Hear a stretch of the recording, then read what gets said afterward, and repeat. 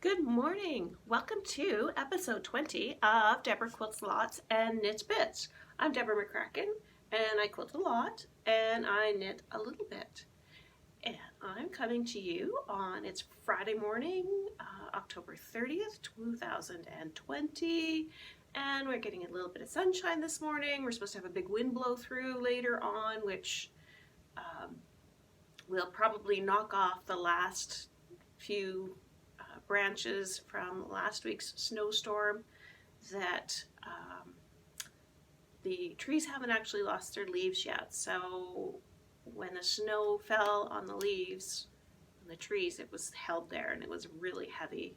And I walked outside and I was like, all I could hear was crack crack swoosh, crack crack swoosh, and it was branches falling off the great big trees in the park across the street.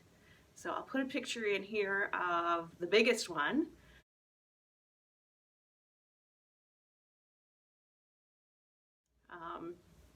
We went out for a walk the other night to catch the sunset, and Frank said, stand in front of it, I'll take your picture of it. Okay, because it was big. Anyway, it's all cleaned up now, and so if the wind blows through today, we'll have it good, it'll clean it off even more. Anyway, I got home from Calgary about 6 weeks ago, I think. Little Emma is growing like a weed and getting smarter and smarter. And she recognizes my voice on the video call, and she looks at me and she smiles and she giggles. And I was so fortunate to have this technology at my disposal to be able to see her grow up and change, and it's going to be neat. So we'll get back there at Christmas time, I hope, and I'm sure she'll be talking and walking by then. Just kidding. She's going to be 9 weeks old tomorrow. So anyway, she's a real cutie. I haven't been knitting, well, I have been knitting a lot since I got home. I started the wool and honey sweater, and I'll put a link to the pattern, and it's a beautiful sweater, but my gauge is kind of not, it wasn't going well, and I was trying to knit at night when it was dark, and I think, oh, it's just knitting and purling, I can do this without looking. And then the next morning I'd look, and there'd be like, it was supposed to be a knit row and a purl row in the round. And the next morning I would look, and there'd be like 3 or 4 knit rows in a row. And it was like, oh, so I'd take it back and try again. But inevitably I'd come up with a mistake, and it really, really showed on the fabric of the sweater. So I made enough mistakes that I just ripped it out, and I will use the yarn for something else. And I may try to knit that sweater again, and I think I would just do it in stockinette instead of garter stitch, because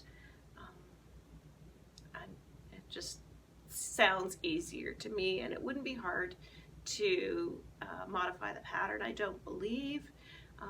And with changing over from a knit round and a purl round, there was a big line up the very center of the back, and it just didn't look right to me.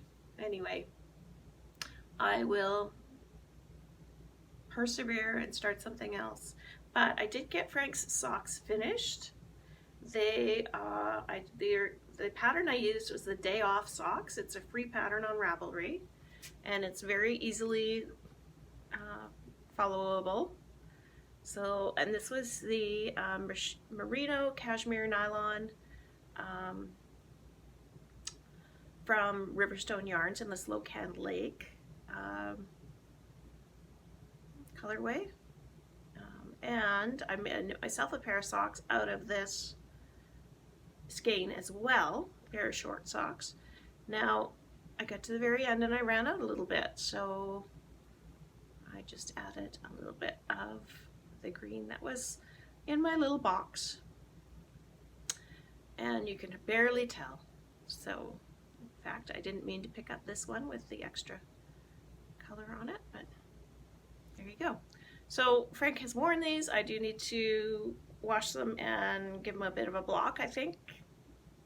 But I mean, for all intents and purposes, it doesn't matter to him whether they get blocked or not. He just likes to have warm socks. So that being said, because I haven't gotten much knitting done, I've actually gotten quite a bit of quilting, well, piecing done. I've had a lot of quilts that I've quilted for other people, and most of them have gone home. I've got a few sitting here. I just need to call the people, and you know, I often think of making my phone calls at 7 o'clock in the morning, and then all of a sudden it's 7 o'clock at night, and it's like, oh, is it too late now? Anyway, I will get it done. I will.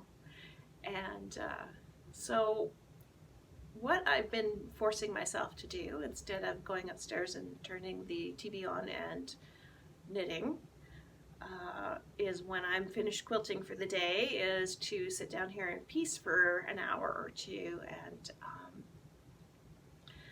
I'm pleased to say that I've been pretty productive in the last week or two. Anyway, I did send my Janome 6500 into Wayne's sewing machine service to get looked at. It wasn't behaving properly, and if I'm going to be fully honest, I haven't had it serviced since I got it, and I've had it for about 15 years, maybe 16, so not ideal. I did keep it clean regularly, and I popped a little oil in, even though it's a self-oiling machine. So when Wayne brought it back, it was a $25 part that was just worn out. It was called a hook ring or something, and he replaced that, and now it sounds like a jet plane, and it just goes like crazy. So in the meantime, I brought home my 1976 Bernina from my daughter's house, and did a few little maintenance things on it, and it just runs tickety-boo. So I've got both of them set up right now, and I'm just going back and forth. Whichever way my chair is facing, I can just sew on that machine, and it's kind of fun. I don't know. Change is as good as a rest, they say. So what I've done, I've put on my wall here all the tops that I have finished in the last few weeks, and I will talk about it and then pull it down and talk about the next one. So here we go. Here's the virtual Debra Quilts Lots piecing show. So this I've talked about since April, when I couldn't go to retreat. This is the Brilliant Beauties of Joy, and the pattern's by Jacqueline de Jong, and it's paper pieced, and as you can see, there's lots of arcs and curved piecing, and this was all paper pieced as well, this checkerboard. And so there's a few the fabrics that look different. Maybe you can see here. See, this looks different than this. So this is Moda Grunge, and the pattern called for two different fabrics, and one was more solid than the other. So the Moda Grunge has this kind of sanded look on the one side, and on the other side it's pretty solid. So I just used the back of the grunge here, and the front of the grunge here. You pay for both sides. And I get, when I run out, I go to Poppins and I say, can you please order me a bolt of black grunge? And they get me a bolt, and that keeps me going on many projects for a year or so.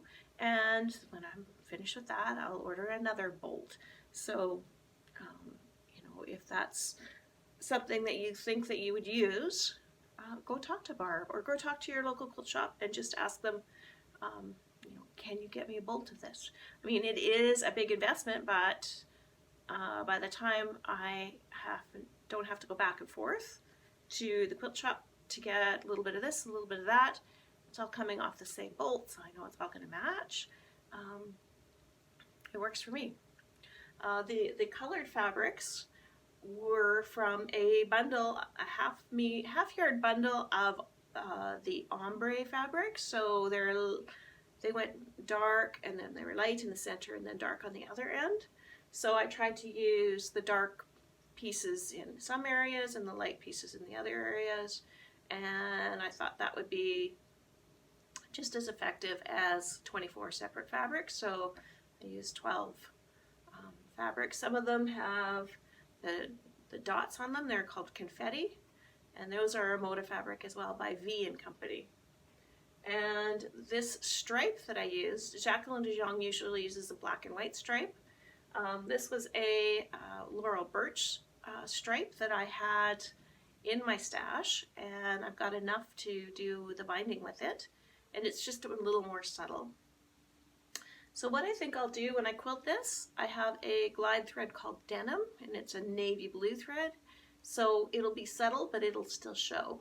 So I'm going to use that in the black areas, and I will very likely just use Superior Monopoly, which is an invisible thread. It's 100 weight polyester thread, and I clear, and I'll probably just use that in these areas here.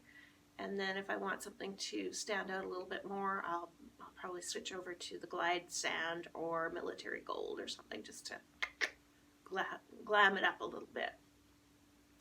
So this just seemed to take forever and ever and ever and ever. But somebody else posted, and they were a very experienced piecer, and they, posted that they had like 30 hours into the piecing and 15 or 20 hours into the cutting. And I'm thinking, well, that's about right then, because these arcs were taking me an hour per seam. So I just resigned myself to the fact that they were going to take an hour.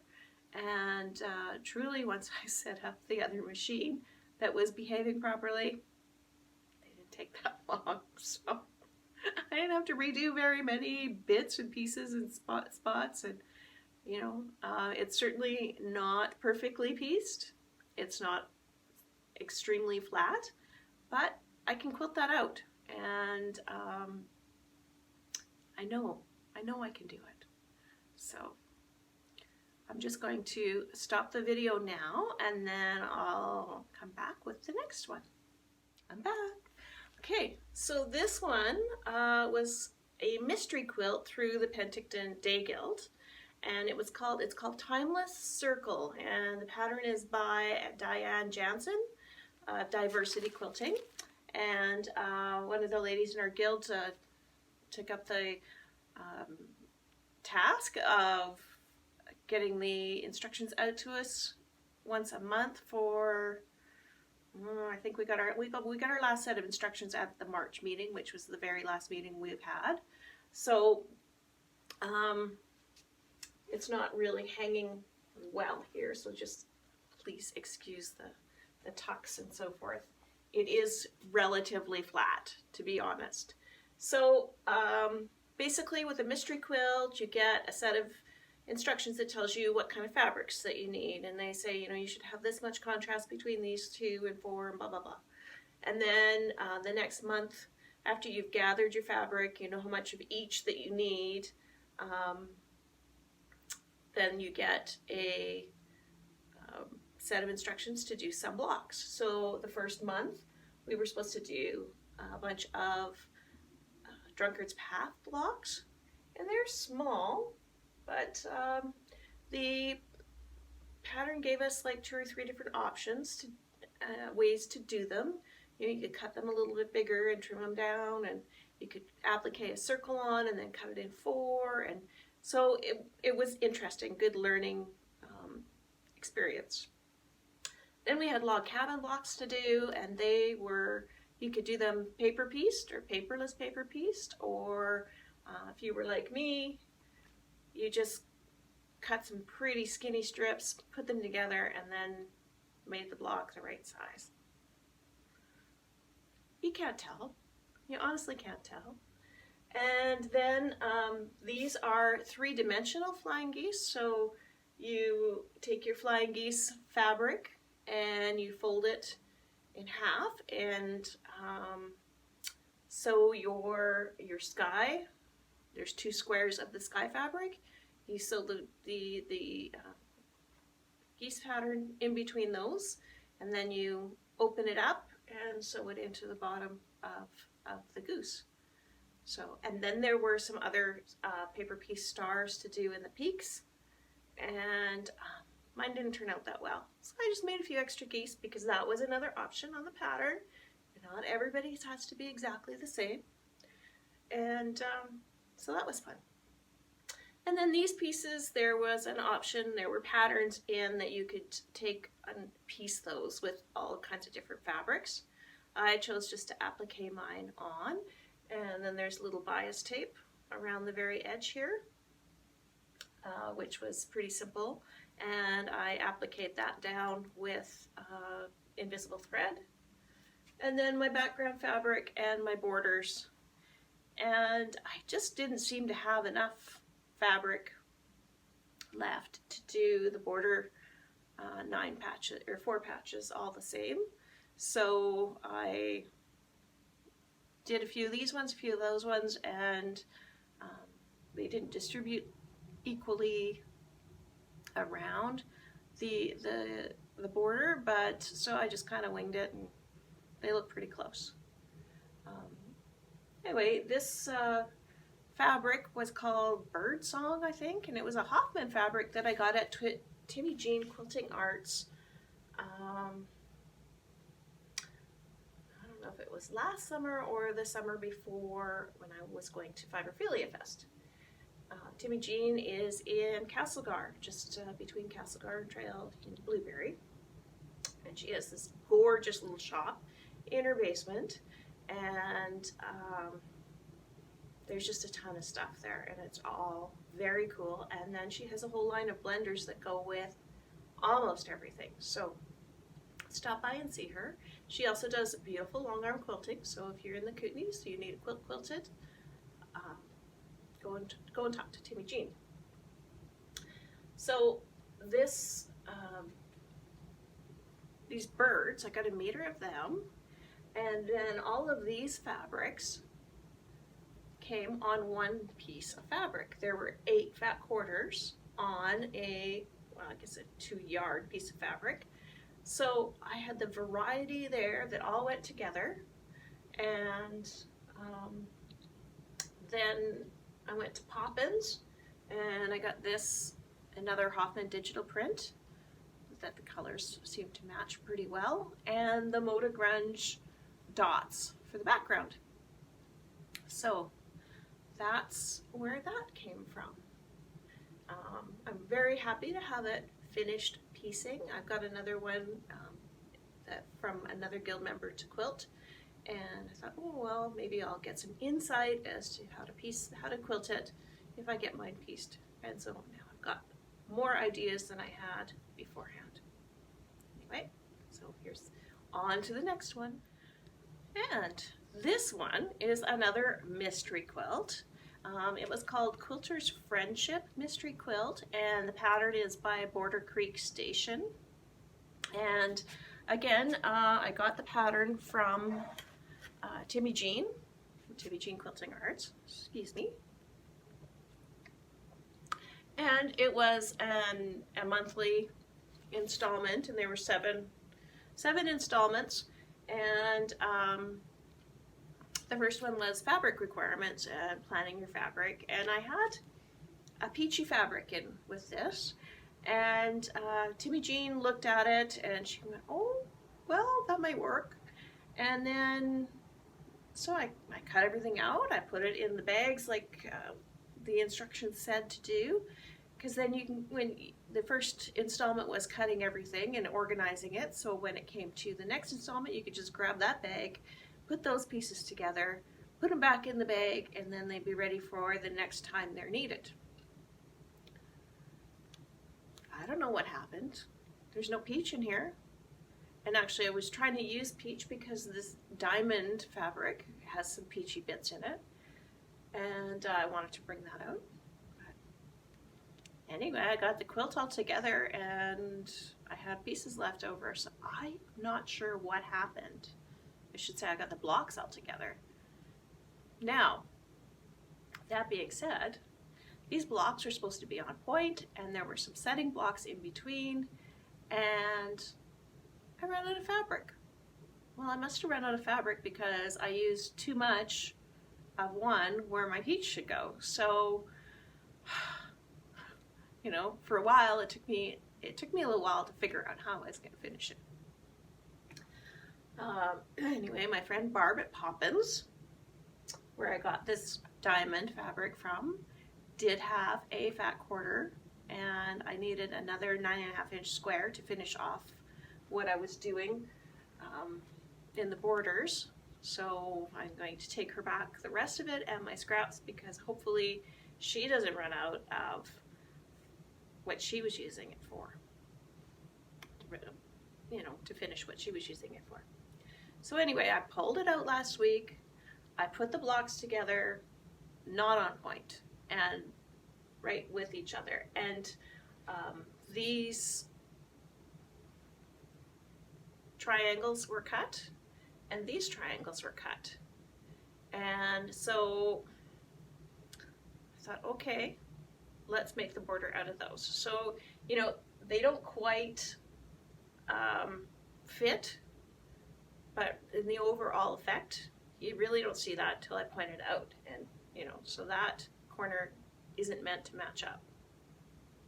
It would be nice if it did, but it didn't. So anyway, this is a Hoffman Boutique, and I believe that the name of it, it's like the 1897 watercolor series, and the name of it was Mink, and it's gray and green, and it was just went perfectly, I thought, with this diamondy fabric. And so this was stuff I had in my stash. This tea leaf grunge, I believe I purchased that at Poppins. So when all was said and done, I needed to cut some pieces more of the mink and that other 9.5-inch square to get to triangles for my border, and I popped it together, and now it'll get quilted. I don't know who it's going to go to. The borders need to be trimmed down, because when I pieced the borders, I made everything oversized so that I could make them smaller if I needed to. Because what is, you can always put a bigger piece in where it belongs, but anyway. So yeah, so I'm happy to have that done. That was, I started that at Retreat in Grand Forks. Oh gosh, maybe 3 years ago now, because we usually have that at the end of September, which we didn't this year, of course, because of COVID. Anyway, so top number 3. So just a moment, and I'll be right back with you. Okay, so this one actually I did last night. I cut it out the other day, but I put it together yesterday. I was at Poppins the other day, and this little duck was on the shelf, and it was just looking at me, and I'm like, what's that? So it turned out to be this panel, and they're kind of a watercolor of animals with flowers on their heads. So there's 12 on the panel, and so there was a duplicate of the bunny and the bear and the flamingo. So I thought, well, all I need is 9. So I got them, and they're just adorable.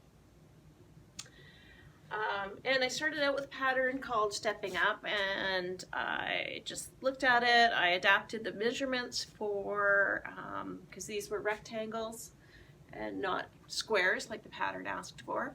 So I adapted the measurements to make it work, and flew at it, put it together, And then I look back at the pattern, and I did it wrong. Well, I did it differently than the pattern said. So anyway, I really like it. I think it looks just fine. So in this corner, there's a little hippo. I don't know if you can see her, but they were just adorable. So I was looking for a hot pink. I wanted something like this pink to go in this area. And this fabric was sitting on top of my dresser. I guess I had pulled it out for something else and hadn't put it away yet. And it had all the colors in it that I wanted. And then the black was enough contrast to this green batik background that worked well. So there you go. It was just sitting there waiting for me to use it. And so I think I'm going to put another border, like another bit of the background, the green dotted batik on the background. And then this was one of the companion fabrics that went with it. So if nothing else, I'm going to use that for binding. But I might do like a flanged binding with the black. It's called Suzanne's Magic Binding. I'll put a link down below to the YouTube video, and it works out really slick. It just looks like you did so much work, and actually what you did is you sew on a bigger piece. I think it's 1 3/4 strip of this to a 1.5 inch strip of the other fabric that you're using. That's going to be the actual binding, and fold it in half. And because one's bigger, you get that little bit piece sticking out, and then it looks like you did a ton of work to get that little tiny piece in there. So planning to get this done for Christmas for Miss Emma for her Christmas gift, and we'll see if it gets quilted before then. I'm sure it will. And the final one, I finished this on Wednesday. We had knitting in the park, and we had some propane fire pits out there, and people were making s'mores, and it was a little too chilly to knit, but you know, got a little bit done and just enjoyed the visit more than anything else. We're going to try again next week, again with the fire pits, see how that goes. I'm going to find my hat. I can't find my hat, so I might have to make one. However, I was going to come in and have a nap, and then one of the other girls, she's like, oh, well, I'm going to go home and bind a quilt now. And I'm like, oh, well, I shouldn't be laying on the couch if she's going and doing stuff. So I came downstairs. I had 3 seams left to sew to get this completed, and I did it. So this one is called Rondure, and it's a design by Marlene Audie of Kissed Quilts in Grand Coulee, Washington. And it is, in her notes, she entered a competition that said to use a combination of 2 blocks to make a quilt. And being the smart engineering girl that she is, she used I believe this is a churn dash block, and this is a Jacob's ladder block. So she, you know, made the dimensions skew for each set of blocks to make this round effect. So I think you can see it pretty good on the screen there. And it was very cool to make. Everything was a different size, and as you made four of these, and I don't know, it was a lot of fun to make. It was, it shouldn't have been a challenge to piece it together, but when I get impatient and want to get things done, I get a little bit not precise. And so I had a few spots where my corners were a little off, but I think it's okay. You can't really tell. If I point them out, you'll be able to see them, but if I don't point them out, it'll be fine. Anyway, Marlene put this pattern out, and I said, oh, I really want to do that. And she goes, okay, well, why don't you pick some colors, and I'll put together a kit for you. So she, at that time, which is like 2-3 years ago, had every color of the Northcott Toscana line. They kind of look like a suede solid. And so I picked my colors just off of Northcott's website, because you needed 3 pinks, 4 purples, and a couple different background fabrics. So I picked what I thought would work, and Marlene was kind enough, and I don't know if she does this for everybody, but we're friends. So she put it in her EQ7 with all the colors and sent me a picture of what my quilt would look like at the end. I said, yes, that's exactly what I want. So she put together a kit for me, and we met up at Retreat a few years back in Luther Haven in outside of Coeur d'Alene, Idaho.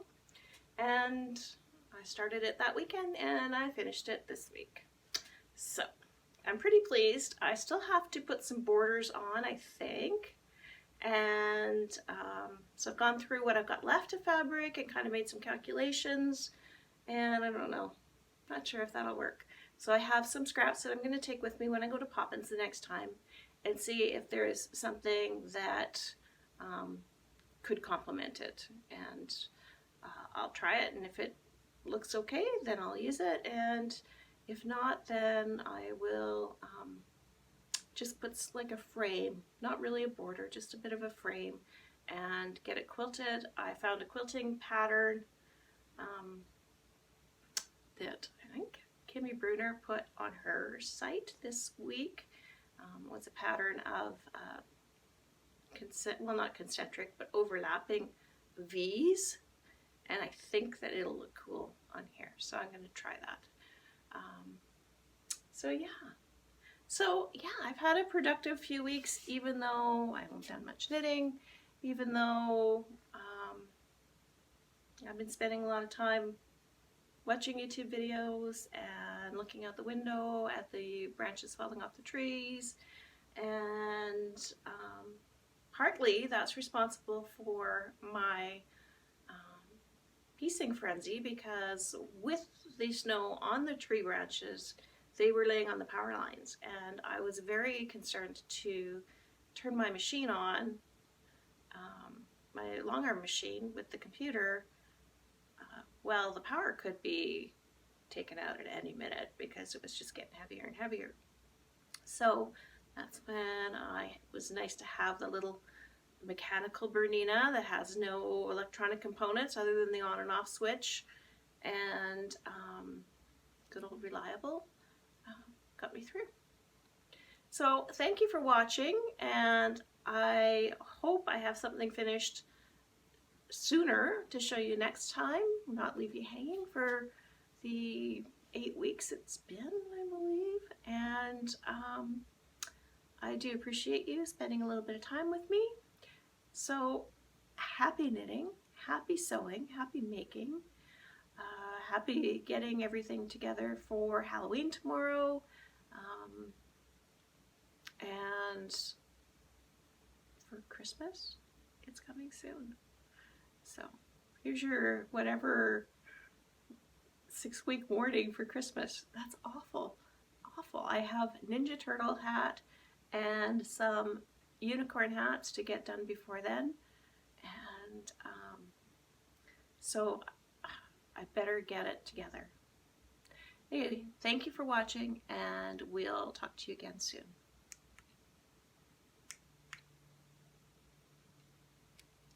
Press the right button.